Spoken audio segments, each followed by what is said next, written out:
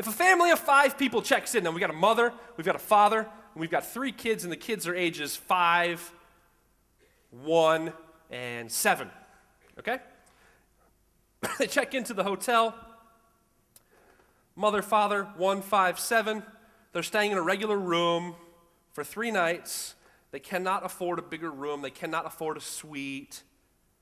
Let me ask you, and what I want you to do is I want you to just shout it out, okay? So don't raise your hand. I just want you to shout it out, okay?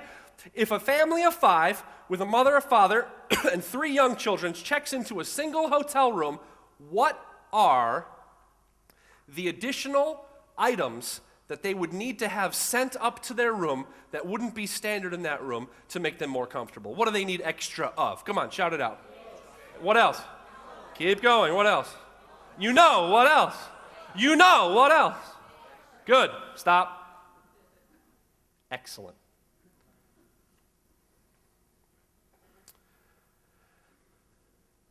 Now the question you have to ask yourself is, how did you know? Raise your hand if you shouted out an answer. Raise your hand if you're one of the people that shouted out an answer right now. Come on, there was 100 people that shouted out an answer. If you shouted out an answer just now, raise your hand. I promise I won't call on you as an individual. That will get, oh yeah, okay, well, as long as he's not going to call on me. Keep your hands up, keep your hands up. If you shouted out extra towels, extra bath soap, extra shower gel, keep your hands up. Now, keep your hand up if you have 3 children. If you don't have 3 children, put your hand down. Wow, now we've got a few. Who has 3 kids? Who doesn't have 3 kids? Because if you don't have 3 kids and you answered the question, the magic thing is, I don't know. You can put your hand down, sir. Thank you. Okay. He had both hands up. He was like, me, pick me. He wants me. You want me to call you up on stage? I can. No, I'm just joking. The question is, how did you know what they wanted? Because here's what happens when the mother goes into the hotel room, right? She always checks in, and she goes and starts unpacking or whatever, and then the father goes to the telephone, and he gets to the phone, and he picks up the phone, and he calls the front desk, or he calls housekeeping, and he says, yes, this is Mr. Muhammad in room 515.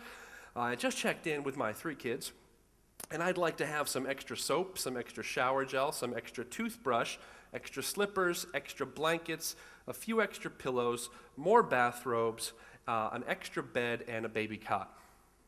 Right? That's what they need. Now, besides the extra bed, how much do you think we charge for all the other items? You go to a 5-star hotel. You check in, you call and say, I'd like to have some extra shampoo sent up to the room. How much do they charge you for that bottle of shampoo? Free. How much do they charge you if you call and say, I'd like to have some extra towels? What about, could you send an extra pair of slippers? What about, could I get one more toothbrush? What about if I could have one more bottle of moisturizer? Brappa. Free! And yet, what do most hotels do? We know what you want, but we're not going to give it to you unless you call and ask for it. And that is the definition of bad service. The definition of bad service is making the customer ask you for the free stuff that you already know that they want. Bad service. That's the definition. I know you want it. I know you need it. It costs nothing.